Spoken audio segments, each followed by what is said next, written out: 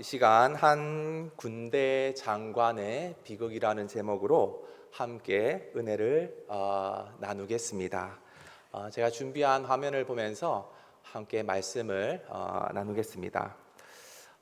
첫 번째 우리가 읽었던 24절을 한번 보겠습니다. 이후에 아람 왕 베나닷이 그의 온 군대를 모아 올라와서 사마리아를 에워싸니, 이렇게 나와 있습니다. 화면을 한번 보시면은 이 당시에는 북이스라엘과 아람의 베나닷이 서로 전쟁을 하는 상황이었습니다. 이 아람은 이스라엘 땅에서 가장 가까이에 붙어 있는 강대국입니다. 여러 암몬, 모압 여러 족속들이 붙어 있지만 아람은 특별히 그 중에서도 가장 강력한 군대를 자랑했습니다. 이스라엘이 건국되고 망할 때까지 끊임없이 아람은 이스라엘과 전쟁을 벌이기 일쑤였습니다. 이것은 견원지간과 같았습니다. 그런데 다윗, 솔로몬 때는 통일된 하나의 왕국이었기 때문에 힘이 막강했습니다. 그래서 아람을 물리치고 조공을 받는 그런 승리를 누렸습니다. 하지만 그것은 잠시였습니다. 나라가 북이스라엘과 남유다로 양분된 뒤에는 힘이 절반으로 떨어지게 됩니다. 그래서 이 북이스라엘은 시작부터 망하는 그날까지 늘 아람의 지배 속에서 살아야만 했습니다. 그래서 이 아람은 끊임없는 북이스라엘의 대적이다, 이렇게 보시면 됩니다. 왜 그렇게 이 북이스라엘을 아람이 공격했을까요? 그 이유는 명확합니다. 그것은 바로 길르앗 라못이라는 지역 때문이었습니다. 이 길르앗 라못은 아주 기름진 땅, 목축을 하기 아주 좋은 땅이었습니다. 얼마나 좋았냐면은 모세가 출애굽 뒤에 가나안 땅에 들어갈 때 므낫세 반지파와 르우벤 지파와 갓지파는 요단강 건너기도 전에 길르앗 땅을 보고 이 땅이 너무 좋으니까 우리는 요단강 건널 것도 없습니다. 이 땅을 우리에게 주십시오 할 정도로 좋았습니다. 그도 그럴 것이 이 길르앗 라못은 목초가 아주 풍성해서 소를 키우기 아주 좋은 땅입니다. 뿐만 아니라 이 길르앗 라못은 왕의 대로라고 해서 군사가 이동하기 좋은 길목, 요충지였습니다. 그러니까 이 아람은 끊임없이 이 길르앗 라못 땅을 차지하기 위해서 이스라엘을 공격합니다. 그리고 이스라엘은 끊임없이 이 땅을 사수하기 위해서 방어전을 펼치는 것입니다. 그리고 이런 기름진 땅을 빼앗을 뿐만 아니라 또 다른 이유가 있었습니다. 그것은 바로 북이스라엘은요, 근본이 사실 부족한 나라였습니다. 남유다는 다윗의 혈통 한 왕조로 쭉 바벨론 멸망 전까지 이어갑니다. 한 왕조입니다. 하지만 북이스라엘은 근본이 없습니다. 다윗의 신하 여로보암이 이 나라를 만들었기 때문입니다. 그리고 끊임없이 쿠데타와 정권 교체가 이어집니다. 200년의 이 북이스라엘 역사 동안 무려 9개의 왕조가 바뀝니다. 그만큼 이 내분이 끊이지 않았다는 겁니다. 여러분, 한 나라가 가장 그 국력이 취약할 때가 언제일까요? 왕권이 교체된 시기입니다. 왕조가 교체된 시기입니다. 그러니까 안에서 자기들끼리 피 터지게 싸우니까 바깥에 볼 때는 와, 이거 지금 우리가 쳐들어가면은 다 차지할 수 있겠다 하면서 아람이 또 지속적으로 공격하는 것입니다. 그러니 북이스라엘은 처음부터 끝까지 늘 아람의 지배와 정복에 고통을 당해만 했습니다. 그래서 이 고대, 특별히 성경시대 때는 진지를 구축할 때 이중 성벽으로 그 성벽을 구축했습니다. 그래서 사마리아나 예루살렘이나 그 모든 도시들이 다 산 위에 있습니다. 방어하기가 좋기 때문입니다. 그것도 모자라서 제일 꼭대기층에 성벽을 둘러서 거기에 왕과 귀족과 높은 직위의 사람들이 함께 살았습니다. 그리고 곡식 창고, 동그랗게 보이는 이 사진이 곡식을 모아두는 곡식 창고입니다. 곡식과 포도주와 기름들을, 물자를 보관하는 장소를 꼭대기에 올려둡니다. 그리고 바깥에 더 큰 원으로 성벽을 하나 더 둡니다. 이 성벽 안에는 평민들, 일반적인 사람들이 다 집을 짓고 주거하는 공간입니다. 그리고 그 바깥에는 그마저도 해당 안 되는, 마치 인도의 불가촉 천민 같은 아주 밑에 있는 사람들이 거기에 뭐 죽든지 말든지 그냥 지내야만 했습니다. 그래서 외세가 침입했을 때 1차 성벽이 무너져도 2차 성벽이 있어서 안전을 더 도모하게 되는 구조였습니다.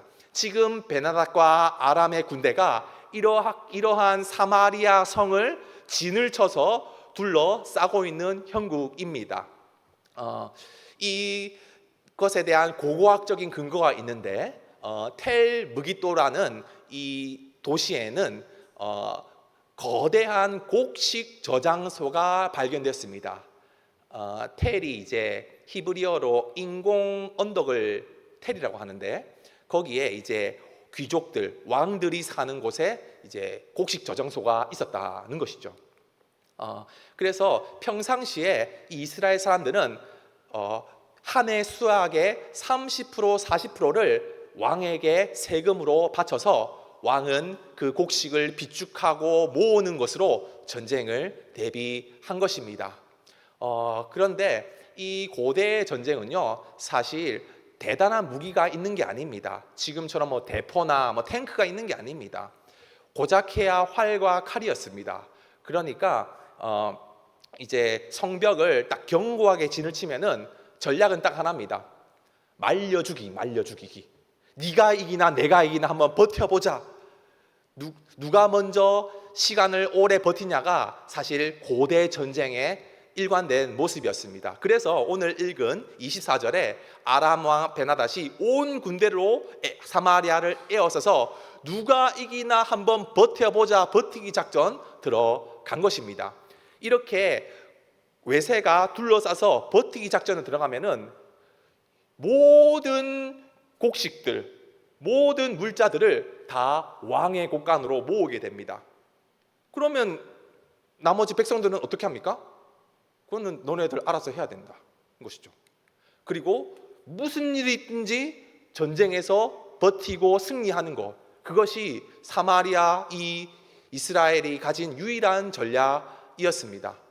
그러니까 이 사마리아 이 일반적인 평민들 사이에서는 어마어마한 인플레이션이 일어났습니다. 말씀해 보니까 나귀 머리 하나에 은 80세겔입니다. 여러분, 나귀 못 먹습니다. 심지어 머리 더 못 먹습니다. 왜냐하면 유대인들은 되새김질을 하거나 되새김질을 하고 또 발굽이 갈라진 짐승만 먹을 수 있습니다. 양과 소가 그러합니다. 그런데 나귀는요, 되새김질도 안 하고 발말굽도 갈라져 있지 않습니다. 못 먹는 겁니다. 심지어 머리입니다. 근데 그게 80세겔입니다. 오늘날 시세로 2억 원입니다. 어마무시한 인플레입니다. 비둘기똥 4분의 1값은요, 종이컵 하나가 비둘기똥 들은 겁니다. 그 비둘기똥 뭐에 쓸까요? 땔감으로 쓰는 거예요. 땔감으로. 먹을 양식도 없는데 땔감으로 쓰는 겁니다. 그런데 그게 은 5세겔입니다. 우리나라 시세로 1250만 원입니다. 여러분 구매하시겠습니까? 어마어마한 인플레이션으로 사람들이 다 절망에 빠지게 되었습니다. 그래서 이 다음 절에 보니까 어떠한 에피소드가 나옵니다. 이스라엘 왕이 성 위로 지날 때 한 여인이 외쳐 이르되 나의 주 왕이여 도우소서. 아까 높은 곳에 왕이 거하는 성이 있고요, 그 밑에 또 일반 평민들이 거하는 성이 있습니다. 그러니까 일반 평민들이 이 전쟁 시에 왕에게 찾아갈 때는 고개를 바짝 올려들고 왕이 지나갈 때를 기다려서 지나간다 싶으면 왕이시여 하며 목소리를 높여 외치는 것입니다. 사진을 보니까 이해를 가시죠? 그러면서 제발 도와주십시오. 어떤 도움이겠습니까? 먹을 게 너무 없습니다. 굶어 죽겠습니다. 제발 식량 좀 주십시오 했을 때 왕이 이제 이렇게 말합니다. 27절에 여호와께서 너를 돕지 않으시면 내가 무엇으로 너를 도우랴. 이게 뭐냐? 내 알 바 아니다 이 말입니다. 왕은 백성들의 안위를 책임지는 사람입니다. 그래 내가 도와줄게 무슨 문제 있어 이거 아니라 하나님도 못 도우는데 내가 뭐 힘이 있어서 너를 돕겠냐 라는 것이죠. 그런데 그 다음 말을 봐야 됩니다. 타작마당으로 말미암아 하겠느냐 포도추들로 말미암아 하겠느냐. 타작마당은 곡식을 추수할 때 쓰는 공간입니다. 밀가루를 얘기합니다. 포도주틀은 말 그대로 포도주를 얘기합니다.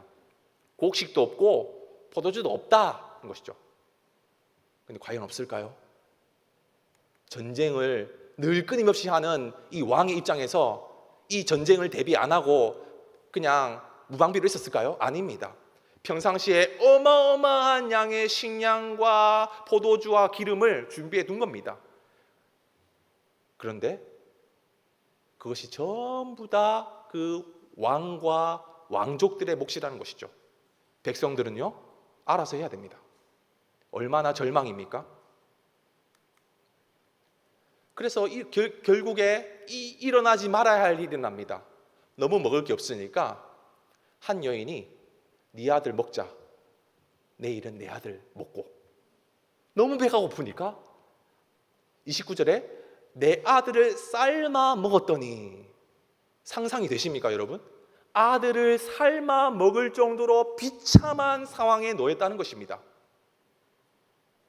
그런데 정작 다음 날 되니까 눈이 번쩍 뜨이니 밥을 먹고 자기 아들은 딱 숨겨버린 거죠. 얼마나 비참한 상황입니까? 이 소식을 왕한테 전하니까 이렇게 말합니다. 30절에 왕이 여인의 말을 듣고 자기 옷을 찢으니 성위로 지나갈 때 백성이 본즉 속살에 굵은 배를 입었더라. 30절만 보면은 와 그래도 왕이 양심은 있네. 옷을 찢으면서 슬픔을 표시했구나. 아닙니다. 이거 다 페이크입니다. 왜냐하면 그 다음 절이 핵심이기 때문입니다. 그 다음 절에 보니까 30절에서 31절 넘어가니 이렇게 말합니다. 왕이 이르되 사밧의 아들 엘리사의 머리가 오늘 그 몸에 붙어 있으면 하나님이 내게 벌 위에 벌을 내리시리로다. 이게 다 누구 탓이야? 엘리사 탓이야. 내 탓 아니야. 옷을 찢으면서 슬픔과 회개를 한 것처럼 보이지만 그 입이 뭡니까? 이거는 전부 다 엘리사 선지자 그 사람 때문이야 하면서 자기를 면피를 주는 것입니다. 그러니 말은 하나님, 말은 여호와지만 그의 마음 중심에는 나의 생각과 나의 계획만이 있을 뿐이었습니다. 그리고는 정말 이 엘리사를 죽이려고 합니다. 엘리사가 이제 그 장로들과 함께 있을 때 사자를 보내서 이제 엘리사를 잡아 죽이려고 하는 차에 하나님께서 엘리사를 통해서 말씀을 전하게 하십니다. 7장 1절에 엘리사가 이르되 여호와의 말씀을 들을지어다. 내일 이맘때 사마리아 성문에서 고운 밀가루 한 사를 한 세겔로 매매하고 보리 두 수알을 한 스겔로 매매하리라. 이것은 다시 인플레이션이 회복되어 정상적인 건강한 시장이 다시 열리게 된다는 것입니다. 일상으로 다시 회복된다는 것입니다. 내일 이맘때 하나님의 놀라운 능력이 있을 것이다. 이렇게 그 왕의 사자들에게 이야기했습니다. 그러자 7장 2절에 그때 온 왕이 그의 손에 의지하는 곧 한 장관이 하나님의 사람 엘리사에게 이렇게 말했습니다. 여호와께서 하늘에 창을 내신들 어찌 이런 일이 있으리요. 이렇게 말합니다. 선지자가 하나님의 말씀을 전했는데 아멘, 할렐루야, 기쁩니다 이렇게 두 손 드는 게 아니라 택도 없는 소리 하지 마십시오. 하늘에 창을 내신들 여호와가 그렇게 할 수 있겠습니까? 여러분, 이 군대 장관은요, 이 장관은 하나님을 경외하는 이스라엘 국가의 한 장관입니다. 누구보다도 구별되고 거룩하게 하나님을 섬겨야 하는데 얼마나 세상적인 시각입니까? 심지어 영어 성경에 보니까 그를 이렇게 묘사합니다. The captain on whose hand the king leaned. 왕이 의지하는 손을 가진 캡틴이라는 겁니다. 이 장관은 보통 장관 아닙니다. 왕이 의지하는 장관입니다. 이 군대 장관은 모든 군사적인 판단을 그가 다 결정을 내립니다. 고대 사회에서는요, 이 군대 장관은 매뉴얼에 의해서 움직입니다. 특별히 이 포위를 당한 극심한 상황에서는요, 군대 장관은 3가지 명령을 발동합니다. 첫 번째, 병사 징발입니다. 아까 아들을 삼을 때 남자는 어디 있었죠? 남자는 여인들만 있었잖아요. 남편은 다 병사로 징발돼 갔습니다. 아들을 잡아먹는데 남편의 허락 없이 가능합니까? 남편이 없는 상황이란 겁니다. 다 보초서로 가고 총알바지로 팔려나간 겁니다. 두 번째, 치안 유지. 이 여인이요, 아들을 잡아먹을 정신이었다면 차라리 성 밖에 나가서 풀뿌리라도 캐먹을 수 있지 않겠습니까? 하다못해 메뚜기라도 잡아먹을 수 있지 않겠습니까? 스톱. 여기서 한 발짝도 못 나가. 어디서 지금 전쟁 상황인데 움직여? 딱 집에 있어. 그 어떤 수단도 방법도 생각하지 못하는 그 철저한 치안 유지가 또 군대 장관이 하는 것입니다. 그리고 마지막 3번째, 식량 통제. 자, 집집마다 쌀 한 말씩 다 바쳐. 지면은 우리 다 죽는 거야 하면서 그나마 있던 약식까지 다 옥상으로, 곳간으로 다 드리게 되는 것입니다. 그러니까 백성들은 전쟁에서 죽는 게 아니라 이 컨트롤 때문에 죽게 되는 것입니다. 왜냐? 이 군대 장관 철저하게 계산적이고 철저하게 계획적입니다. 내가 군대 생활 30년 했거든. 하나님께서 하늘을 여신도 그런 일이 없었다. 하나님의 말씀이 선포됨에도 불구하고 여전히 내 계획, 내 판단, 내 매뉴얼 대로 내 삶을, 내 계획을 세팅하겠다는 것입니다. 하나님을 믿는 군대 장관이요. 이것을 실천적 무신론자라고 합니다. 어려운 용어로. 하나님을 믿고 하나님을 알지만 실제적인 삶은 철저하게 계산적이고 효율적이고 자기 경험을 의지하는 그런 모든 인생들을 실천적 무신론자라고 부릅니다. 이 실천적 무신론자의 대부격이 있습니다. 오늘날에도 그러한 사람이 얼마나 많은지 모릅니다. 대표적으로 프리드리 니체입니다. 이 니체는 유명한 말을 남겼습니다. Gott ist tot. 독일어로 신은 죽었답니다. 유럽은요, 모든 게 다 하나님 중심입니다. 음악, 그림, 예술, 건축, 문학, 모든 게 다 하나님, 성경 중심입니다. 그런데 그 문화와 그 배경 안에서 하나님은 죽었어. 그럼 어떻게 하라는 거야? 우리 다 초인이 돼, 초인. 내 인생을 내가 세팅해야 돼. 내가 결정해야 돼. 내가 판단해야 돼. 나를 믿어야 돼. 이게 바로 니체가 말하는 사상입니다. 그런데 니체는요, 독실한 기독교 집안의 목사님 아들이었습니다. 실천적 무신론자의 초석을 닦았습니다. 이것은 곧 포스트 모더니즘 사회로 가는 그런 디딤돌이 되었습니다.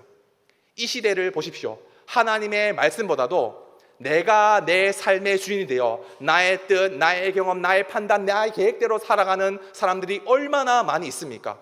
하나님을 모르는 게 아닙니다. 하나님을 알고 하나님을 믿는다고 말하지만 여전히 나의 삶은, 나의 고백은 역시 내 인생의 주인은 나야 하는 마음이 얼마나 이 시대에 팽배해져 있습니까? 로마서에서 바울은 이렇게 말합니다. 하나님을 알되 하나님을 영화롭게도 아니하고 감사하지도 아니하고 오히려 그 생각이 허망해지고 미련한 마음에 어두워졌나니 스스로 지혜 있다 하나 어리석게 되어. 여기서 중요한 게 하나님을 모르고 그러면 이해를 합니다. 하나님을 알되. 우리도 하나님을 알지만 이렇게 실천적 무신론자가 될 수 있음을 우리도 경계해야 합니다. 이러한 모습은 마지막 로마서 마지막에 그 결론까지 나옵니다. 불의, 추악, 탐욕 쭉 나오면서 이 같은 일을 행하는 자에는 사형에 해당한다, 이렇게 로마서에서 결론을 내고 있습니다. 모든 불의, 추악, 탐욕, 악의, 시기, 살인, 분쟁, 악독, 수군수군. 여러분 지난주 금요일 날 말씀 들으셨죠? 하나님 앞에 무신론자로 사는 여러 항목들이 있습니다. 나는 살인은 안 했는데요, 사기는 안 쳤는데요, 그런데 수군수군 했습니다. 그러면요 사형이라는 거예요. 사형. 저는요 악이 가득 차진 않았습니다. 하지만 비방한 적이 있다면 사형입니다. 사형.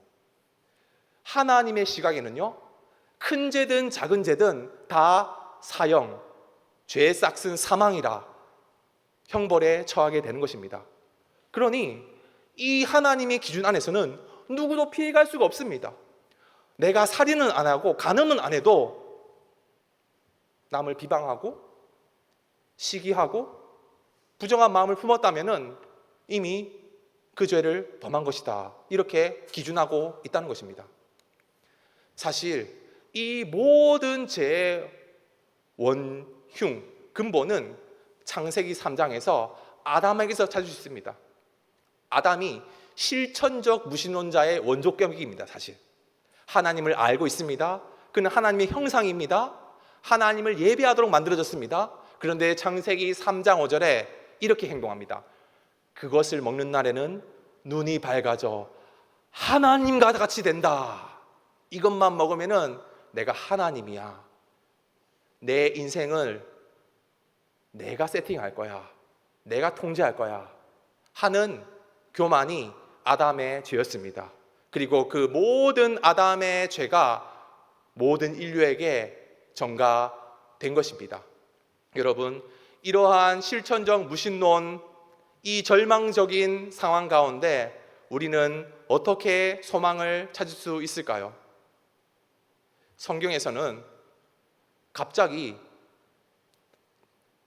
전혀 부자연스러운 인물들을 등장시킵니다. 아까 2절까지 읽었는데요, 3절에 보니까 새로운 국면이 등장합니다. 성문어기에 나병 환자 4사람이 있습니다. 여러분, 나병 환자는요 레위기 율법에 부정하디 부정한 자들입니다. 그들은요 성 안에 못 들어갑니다. 돌 맞아 죽습니다. 성문어기에 있습니다. 그러면서 죽기를 구할 수밖에 없는 상황입니다. 그들에게는요 3가지 옵션이 있었습니다. 너무 배고파서 성 안에 들어가자, 돌 맞아 죽든지 들어가자. 그런데 성 안에는 이미 아들을 잡아먹을 정도로 먹을 게 없습니다. 그러면 두 번째, 우리가 여기서 머무르면 어떨까? 여기서 머무르면 역시 우리가 죽을 것이다. 아무것도 없으니까요. 그럼 3번째 옵션입니다. 아람 군대에 가서 항복하자. 살리면 살리고 죽이려면 죽이지 않겠냐? 이것보다 낫다 해서 아람 군대 앞에 나아가게 되는 것입니다. 그런데 아람 진영 끝에 한 사람도 없습니다. 왜냐하면 6절에 보니까 주께서 아람 군대로 병거 소리와 말 소리와 큰 군대 소리를 듣게 하셨으므로 다 7절에 해질 무렵 일어나서 도망하고 말과 나귀도 버리고 진영을 그대로 두고 목숨을 위하여 도망했다. 하나님의 능력이 모든 아람의 군대를 다 도망가게 만들었다는 겁니다. 사람의 판단과 계획이 아니라 하나님의 뜻이 세워지는 것이었습니다. 우리는 내가 계산했을 때, 내가 판단했을 때 내 경험상 이렇게 될 것이다 라고 여기지만 우리의 인생은요 하나님이 주장하십니다. 하나님이 친히 인도하신다는 겁니다. 그것을 나병 환자의 눈에 먼저 보이게 하셨습니다. 그들은 이렇게 말합니다. 오늘 이 아름다운 소식이 있다. 우리가 침묵하고 있으면은 우리가 벌을 미칠 거니 어서 떠나가서 이 소식을 알리자. 복된 소식을 증거하러 이 나병 환자들이 나아가는 것입니다. 그래서 정말 이 엘리사 선지자의 예언대로 밀가루가 한 세겔이 되고 보리 두 수아가 한 세겔이 되어서 모든 식량이 풍족하게 공급되는 놀라운 구원의 역사가 이루어지게 되었습니다. 그래서 여호와께서 하늘에 창을 내신들 어찌 이런 일이 있으랴 했던 큰 소리 쳤던 이 군대 장관은 어떻게 됐을까요? 엘리사는 예언합니다. 너는 그것을 먹지 못하리라. 이 군대 장관은요, 마지막 20절에 같이 한번 읽어보겠습니다. 시작. 그의 장관에게 그대로 이루어졌으니 곧 백성이 성문에서 그를 밟음에 죽었더라. 이 실천적 무신론자인 군대 장관은 비참하게 사람들한테 밟혀 죽게 되었습니다.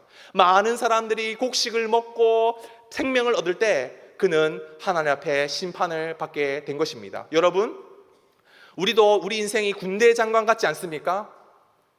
하나님을 알고 하나님의 뜻 가운데 행한다고 말하지만 여전히 나의 삶이 하나님보다 내 뜻, 내 판단, 내 경험이 우선한다면 이 비참한 군대 장관의 운명과 다르지 않을 것입니다. 여러분, 그런데 절망적인 상황은 아담 안에 있는 모든 인생들은 다 군대 장관 같이 그 죄악된 길을 걸을 수밖에 없다는 것입니다. 우리가 살인은 안 저지르고 뭔가 간음은 안 할지라도 수군수군대거나 시기하거나 또 뭔가 부정한 마음을 품는다면은 그 역시 사형에 해당한다고 로마서는 말하고 있습니다. 우리는 어떻게 그러면은 해결을 할 수 있을까요? 성경에 아름다운 소식이 전해졌습니다. 그게 뭐냐면요,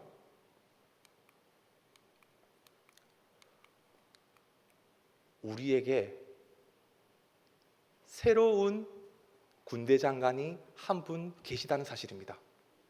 우리에게 새로운 왕이 이 땅에 오셨다는 겁니다. 그분이 누구실까요? 바로 예수 그리스도이십니다.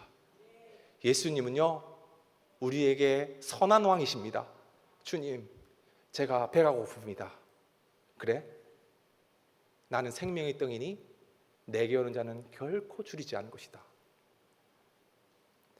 하늘이 열린 듯 결탄코 그런 일이 없을 것이다 했지만 우리 주님 5,000명을 먹이시는 놀라운 은혜를 베푸셨습니다.